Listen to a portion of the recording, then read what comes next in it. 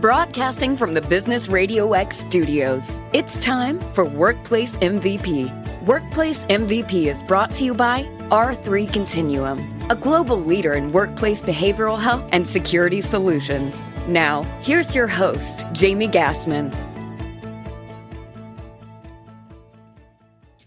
Hi, everyone. Your host, Jamie Gassmann here, and welcome to this episode of Workplace MVP. On January 30th, 2006, at 7:15 p.m., Jennifer San Marco, a former U.S. Postal Service employee, returned to the Santa Barbara Distribution Center where she once worked. Now, this return was not to reconnect with coworkers and catch up on what's been going on in their lives because she happened to be in the neighborhood. No, she was returning with violent intentions. And on that evening, she shot and killed her previous neighbor and 6 of her former coworkers at a postal facility before taking her own life. And the agents who investigated this case are unsure or, just unclear a little bit of like what her true motives or intentions were by committing this act of violence. Was it out of revenge? Was it due to racism or related to her mental health condition that she had?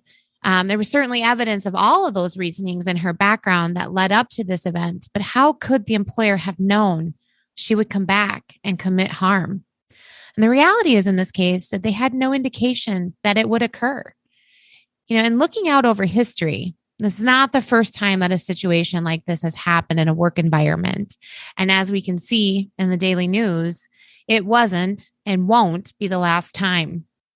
Unfortunately, situations like this happen way too often, putting any work environment and organization at risk, regardless of their size, industry, or location. So what can an employer do to prevent or mitigate this risk?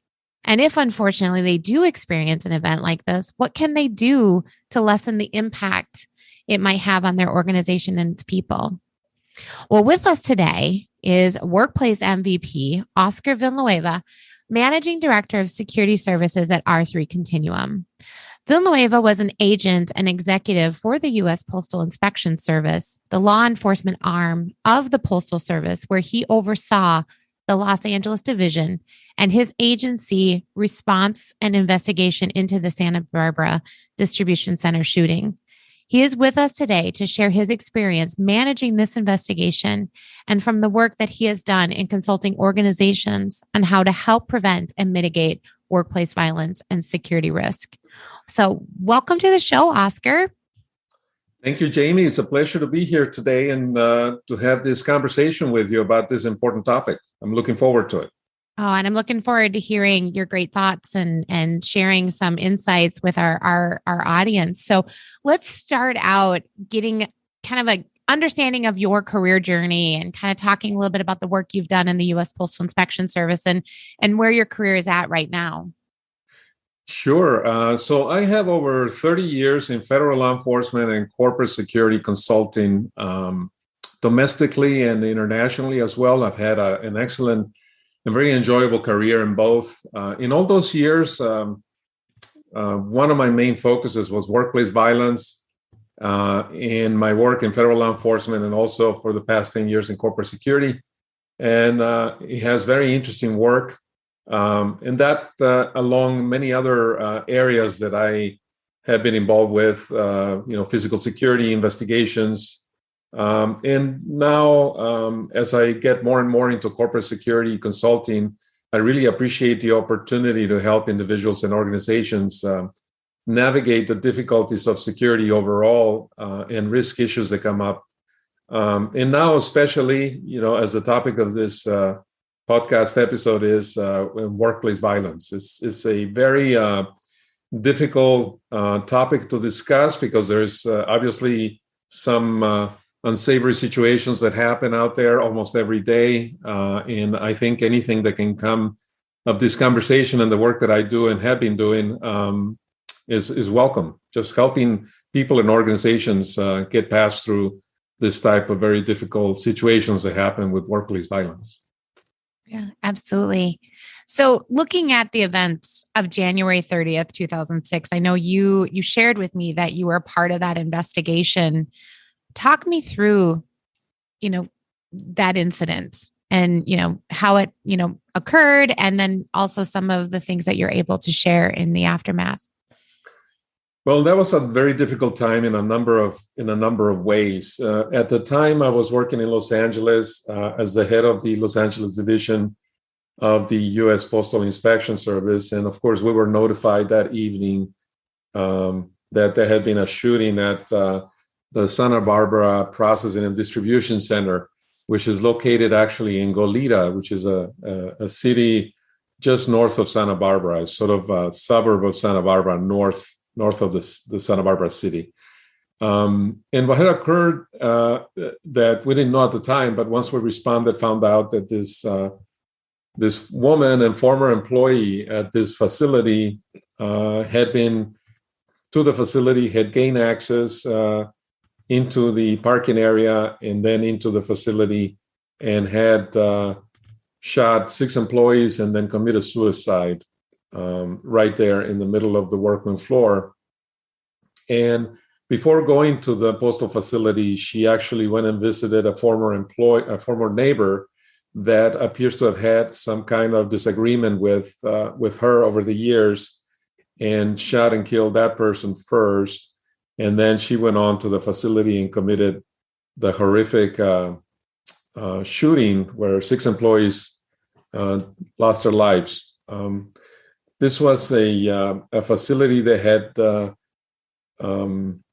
been evaluated for security. It had good security measures, but like anything else, the possibility of someone who is focused on causing harm to somebody being able to perpetrate that happens, and sometimes it cannot be stopped. It was a horrific scene the day that this happened, and those affected by the tragedy were very difficult to observe, because if you can imagine, you have employees. This happened at the end of a shift. It happened around 7 to 9 p.m. in the evening, at night, and it was the end of a shift. And as people were thinking of leaving and going home, and others coming into work, that's when this happened. And we believe that she knew the shifts at this facility and used that information to get there at the right time.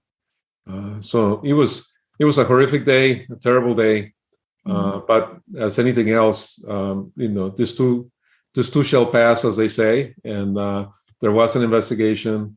There was a lot of support for employees and family members. And, if there's anything to be learned out of it, I hope that some of that comes out today in our conversation.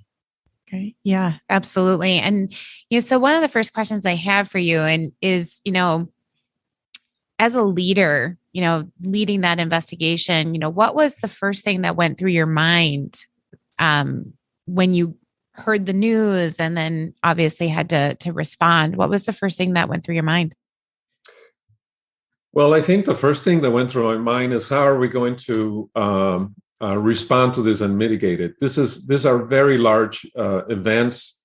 They usually require the support of multiple law enforcement agencies. In this case, the first ones to get there was the Santa Barbara County Sheriffs, who did a tremendous job, and they were excellent at doing their work. We also had the California Highway Patrol come out, because when you have fatalities, there's specific expertise that you need to process a crime scene. And of course, we were there. The Postal Inspection Service was there in significant numbers as well to help with the investigation. So just the victims of the families, the victims and their families actually were my first concern, aside from how to respond and how to do an excellent job on this, which is not always easy.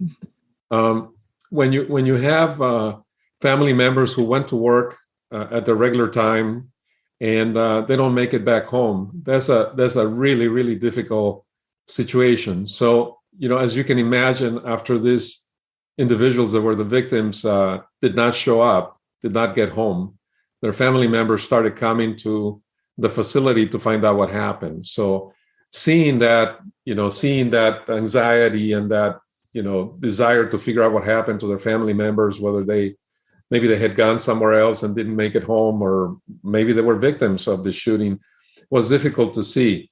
And so my concern was really for the victims and their families, and my desire to really support them and others affected by the tragedy. There were maybe 1,000 employees working at that time, and all of those individuals were affected by this as well. And again, they just came to work that day, not knowing that something tragic was going to happen later. And seeing the devastation is really heartbreaking. And it really has been a catalyst for me to work on preventing and mitigating this type of incidents from occurring in the future.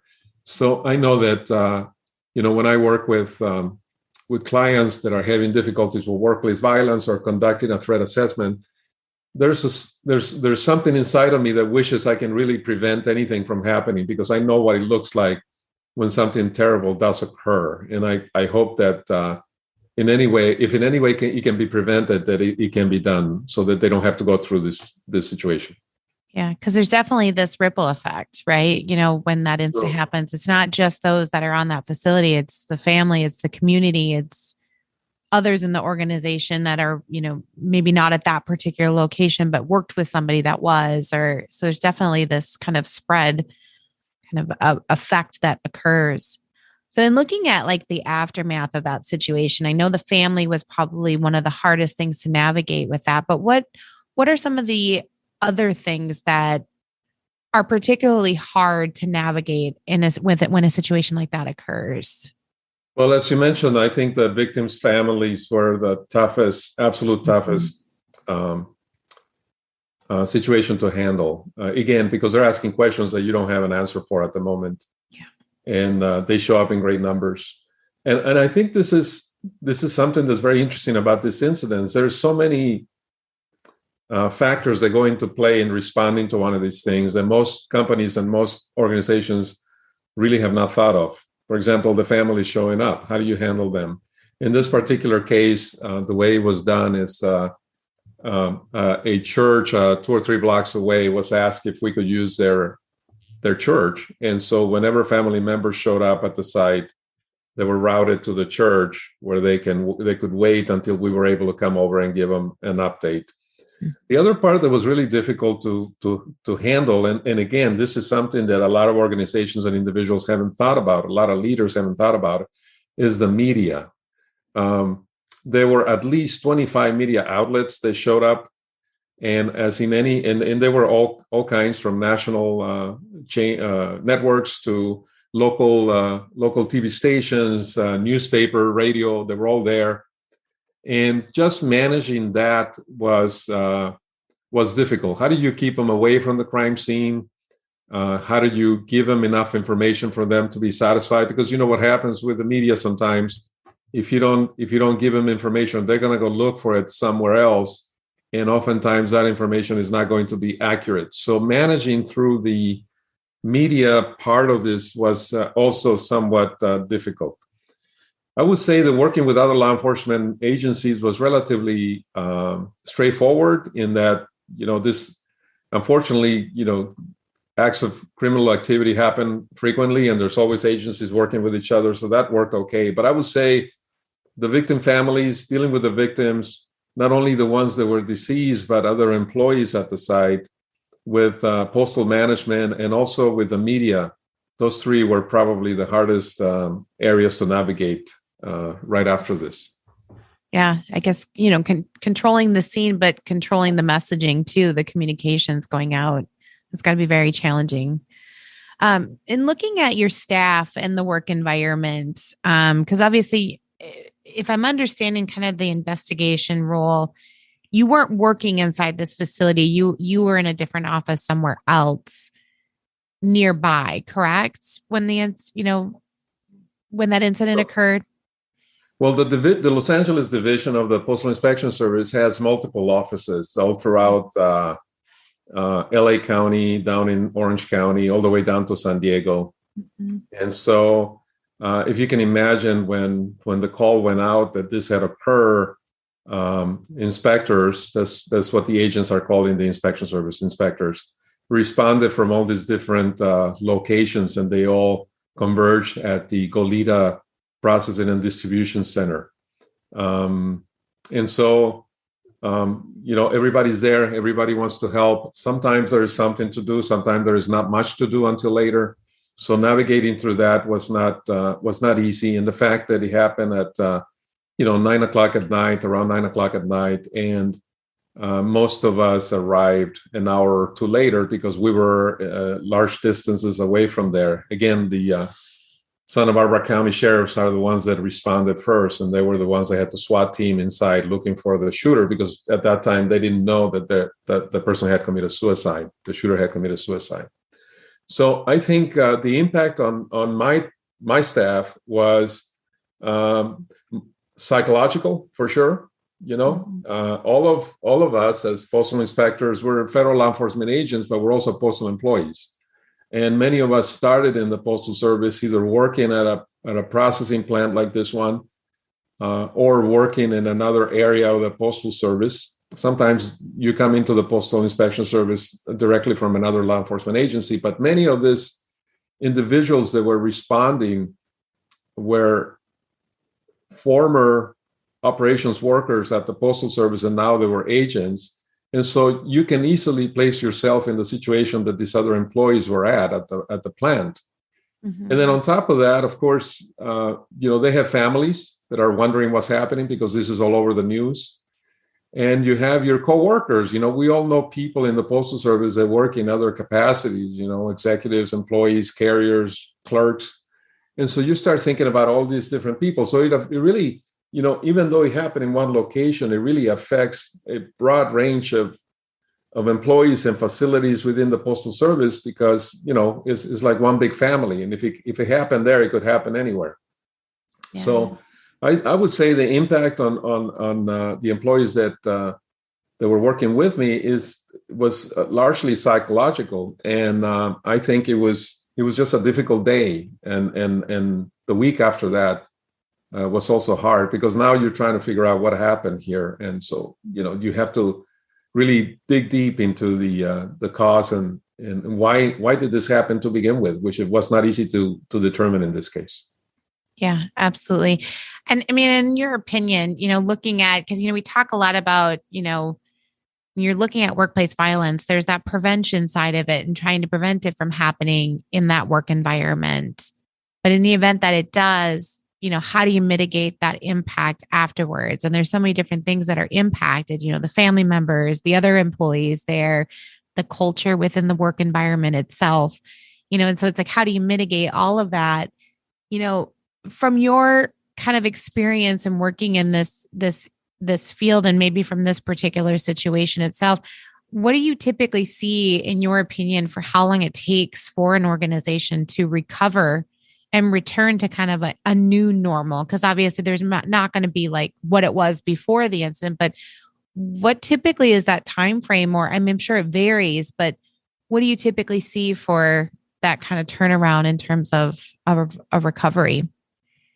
Well, I think that I don't think you ever fully recover from this, to be honest with you, because you're seeing, in the case of the postal facility, you're seeing your coworkers shot dead, which is not a pleasant thing to see, and it's difficult to recover from that. The Postal Service I think did an excellent job at dealing with the aftermath. There was EAP resources on site. There was a lot of mental health resources and other resources that were provided to all employees, and they were there for a long time, just allowing people to heal and to figure things out on their own, and just being available whenever they were ready to talk about it. And it took a while. I can tell you that at the 1 year mark after this occurred, there was a dedication on site that I was able to attend, where they planted some trees in the memory of those that lost their lives. And so I think they did an excellent job at sort of keeping it real, as they say these days, making sure that that people understood that they were valued, and that there was care that they can seek, and assistance that they can get. On the side of our response team, when I think about the employees that I work with responding to this, all the agents and people that were involved in that, is the same. I don't think it ever really goes away. There's always something, a little memory that's in there that gets triggered whenever you see another shooting occur. And unfortunately, here in the U.S., we seem to have quite a few of those happening. So how long does it take? It's hard to tell. I think it really depends on the work that the leaders at the organization do to make people feel valued and supported, because it takes time and it is very traumatic. So I think the more work you do immediately right after the event, the better the outcome is in the long run. And I think mental health is really the key to getting back to work and getting back to normal, which is really what everybody is looking for. They don't want to keep reliving this over and over again. They want to get past it. And that's what I saw in this situation. Yeah. And we're going to, later in the show, we're going to talk a little bit about what leaders can do, from a preventative and a recovery standpoint. But just a quick question in terms of the work you've done. Obviously, I know there was probably a lot of learning that you acquired from that day, but in kind of your career and just looking out over the work that you've done, what are some of the key learnings that you yourself have had that have helped you to be able to give sound advice to other workplaces? Well, I think at the end of the day, when you have as a leader, when you have a situation like this or anything else that's traumatic for a team or a workplace, you really need to take care of your team, especially their mental health.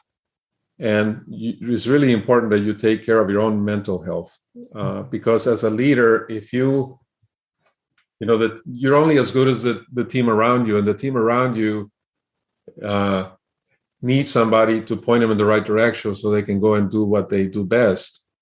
And I think the ability to remain in the moment, to understand what your role is, to be able to work through difficulty is really important. So mental health support for your team, for yourself, especially after something like this has occurred, really goes a long way. Understanding your feelings, understanding what sort of responses you're going to experience, and just, making sure that people understand that you appreciate their support, you appreciate their work, and keeping that team mentality, that team atmosphere is really, really important in order for you to be able to perform and do well in the future.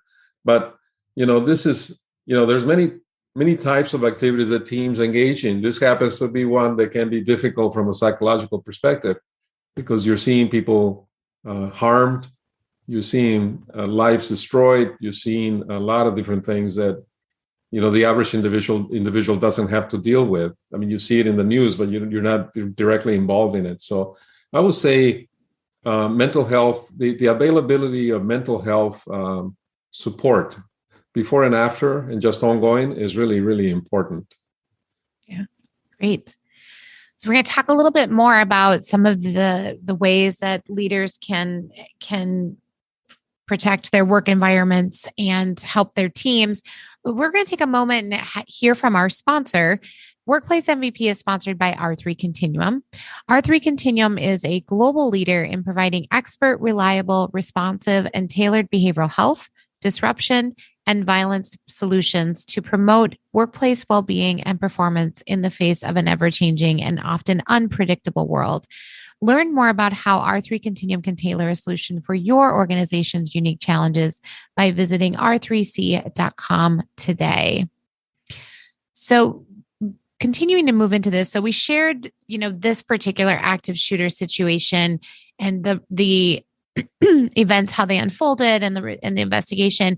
But that's not the only type of workplace violence or criminal attack or risk organizations that organizations face. Can you talk to me a little bit about what are some of the other types of security and risk issues that are common in work environments that sometimes employers aren't really aware of. And, because I know I've talked to a number of workplaces myself, and a lot of times they go to the active shooter scenario, but there's so many more ways that employers can be impacted. Can you talk through those for us? Yes. Active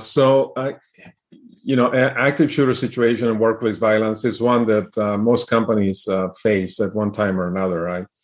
I've heard from a colleague one day that there's only two kinds of companies: one that has had a workplace violence issue and one that will have a workplace violence issue. So that's kind of a given that at some point there will be some problem. And most of workplace violence is not an active shooter situation. Sometimes it's a threat. Sometimes it's a fight on the workroom floor. Sometimes it's bullying. Sometimes it's sexual harassment. So it takes a lot of different, it manifests itself in a lot of different ways.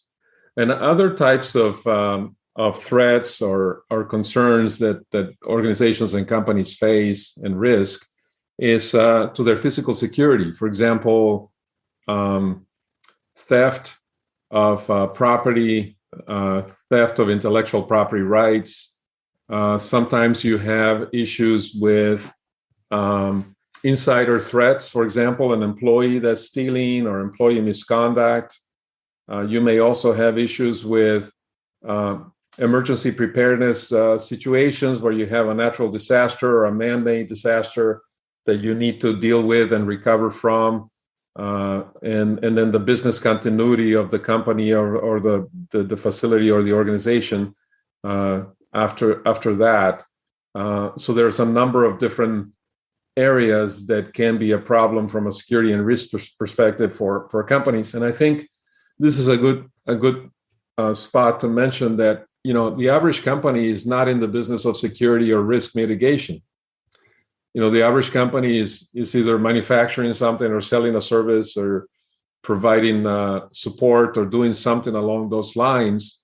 And their main line of business is not security or risk mitigation. And sometimes companies tend to forget that, your business is only going to operate properly if places are secure and you have a plan in place to deal with security and risk issues. And that's what I do a lot of my work in, just providing that advice and that consultancy to help organizations get to that point. But there's a variety of types and kinds of risks and potential security attacks that occur. And sometimes, because they don't happen often, companies and organizations tend to be complacent about it and don't really put a lot of attention into it. But there's a number of things to be concerned about and be prepared for. Yeah. I mean, looking at employers, I think you and I have had a conversation before in the past where, we discussed that how having just even having a workplace violence plan in place and a program that you're following, and then being proactive and communicating that at the onboarding of employees can in and of itself be a preventative measure because the employees know what's being tolerated or not tolerated. So, with that example in mind that, you and I have kind of talked about, how can an employer, what can they do to help lessen the chances that there's going to be a violent incident in their work environment? Well, I think, if you think about overall risk and overall security concerns and threats, I think there's a few things that every company and facility should consider having, every company and organization. And these are very straightforward. They can be put together relatively quickly, and they often take into account the company's or the organization's culture, which is really important when you put some of these things together that I'm going to talk about. But I would suggest that every facility should have a facility security plan. And by that, I mean some kind of document. You can have it online. You can have it written as a paper document, but something that says, if this happens, this is what you do. And this is your contact. And here's where the nearest hospital is. And here's the police department contact that you should get a hold of. And if anything happens in this facility, these are the leaders in the organization that you need to contact and notify. a facility security plan is important for every facility, and is relatively straightforward to put together. The other thing that employers can do to sort of mitigate risk and security issues is to create a workplace violence program that deals with how the company is going to handle reports of workplace violence. And again, they fall in all kinds of different categories, from threats, assaults, sexual harassment, all the way down to an active shooter situation. But putting together a workplace violence program is important. And in this program, what you want to include is who has the responsibility for what, how is management going to handle reports of workplace violence, how will it work to mitigate bullying and other behavior, harassment and sexual harassment that occurs in the workplace, and we know that it does occur almost everywhere. Just to put together a program along with a plan and a policy that says, this is how this company will handle workplace violence situations, and here's our policy where we don't tolerate it. And this is what will happen if we find it at work. So that would be the second recommendation that I would have. The third recommendation is to put together and to have in place an emergency preparedness and business continuity plan. So if you happen to have a tornado happen someplace, or a hurricane come, or if you have an earthquake, or if you have a fire, or any kind of natural or man-made disaster that comes your way, how are you going to deal with that? And how are you going to ensure that your organization and your company is going to get back to work as soon as possible in order to continue your business? And that can be accomplished ahead of time if you put together an emergency preparedness plan and a business continuity plan. Again, this can be done. It's not, many companies have this, but many others don't. And it can really help mitigate and prepare for the situation where you have an emergency preparedness or an emergency situation, a crisis situation that occurs. Then I would suggest that along with these documents, a fourth recommendation would be to have an overall security plan, which basically talks about the organization as a whole, not just a facility, but the entire organization. And it would include policies, procedures, internal resources, external resources, who to contact, how to handle security issues when they do show up. And then the final point that I want to share here, and then this is just as important as all the others, is training. Training in security awareness and training in situational awareness by socializing employees to the possibility that you may have a criminal attack or a workplace violence issue. You're already halfway there when it comes to preventing and mitigating issues from occurring and being able to handle them when they do happen. And situational awareness specifically is really important because it helps you be aware of your surroundings and is helpful in your work environment as well as in your personal life. Taking your kids to the movies or going shopping. Something can happen there. Usually things are safe and nothing occurs. But if something was to happen, thinking ahead and being aware of what's going on around you and how you will respond to that is really, really important. So those would be my recommendations of what employers can do. Yeah, those are some great recommendations. And they sound pretty straightforward in terms of kind of this checklist of things to do. And knowing that, violence can happen anywhere and it can happen to any size organization. From what you've seen, why do some organizational leaders not make this a top priority in securing their workplaces? Well, I think there's a couple of reasons. One is that most organizations they're not in the security and risk management business. They're into, tech or manufacturing or whatever other business they're in. And so this is almost like an afterthought. It's not something that's top of mind. And I think it's important. So that's one of the reasons. The other reason is that it does cost some money to put these plans together and to prepare.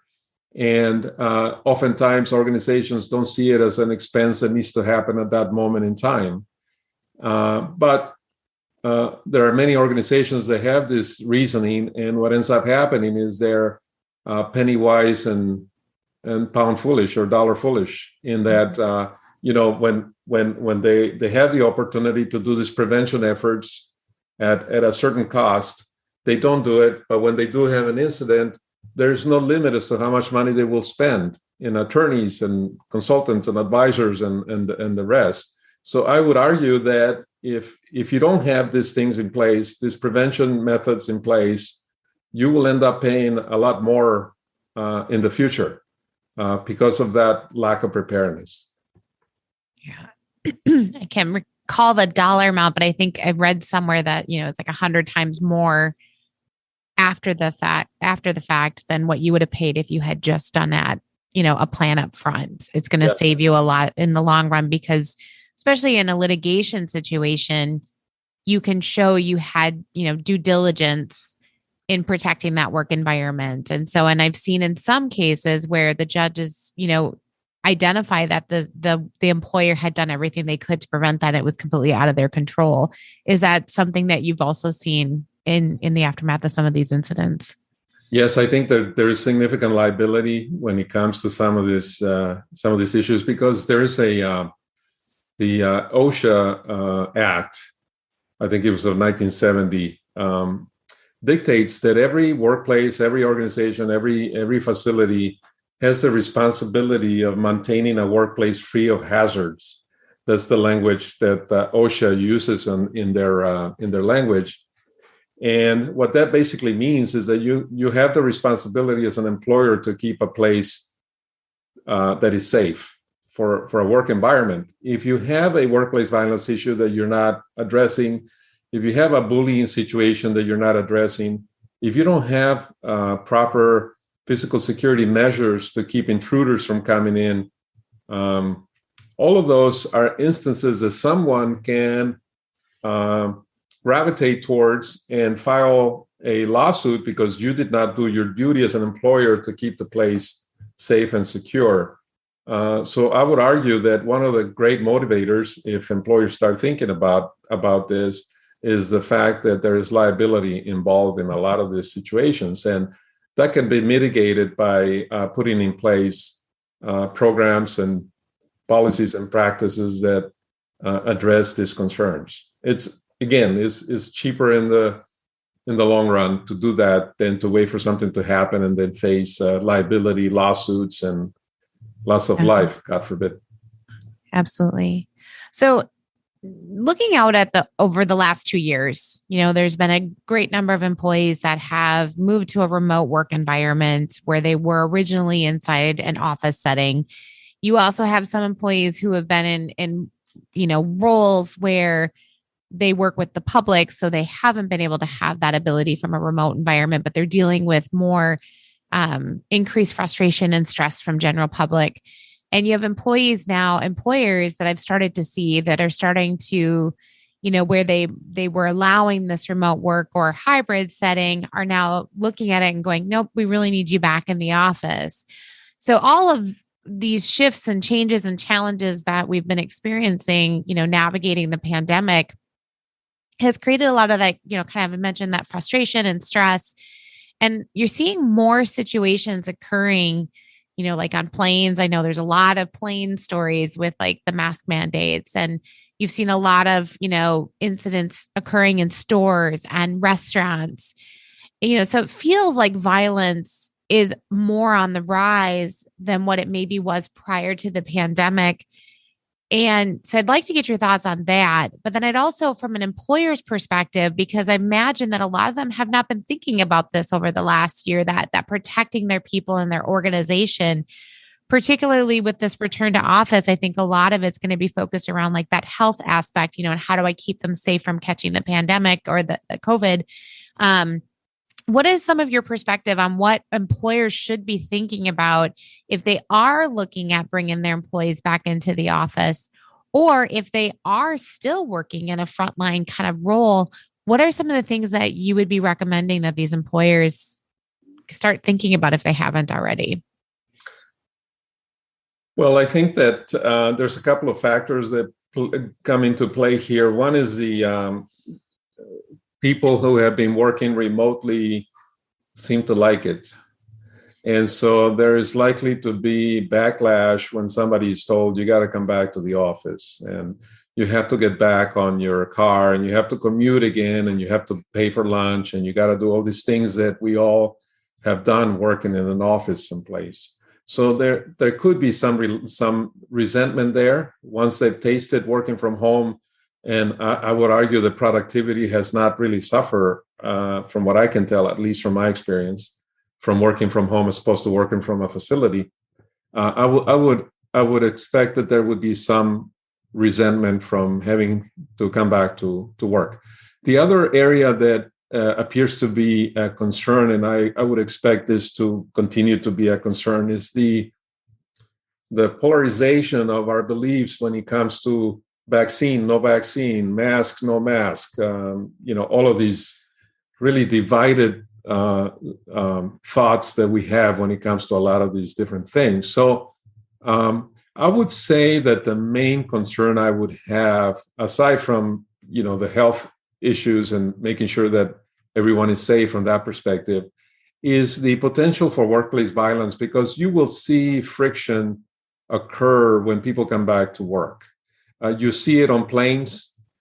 You see people flying on planes that don't want to wear a mask, and they're willing to foolishly put themselves, in jail just to prove a point that they don't want to wear a mask. Something that's so very simple, even if you don't 100% agree with it, it's a requirement.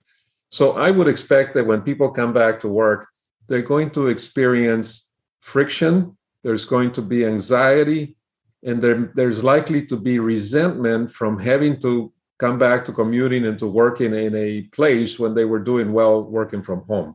Those are for the ones that are working at home.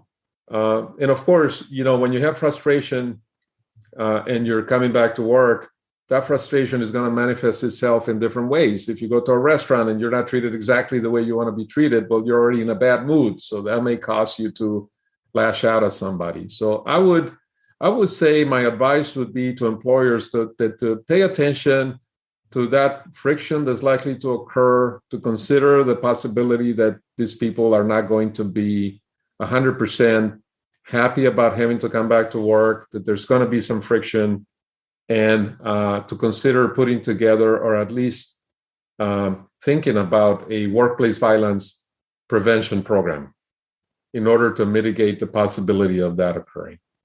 Yeah, great.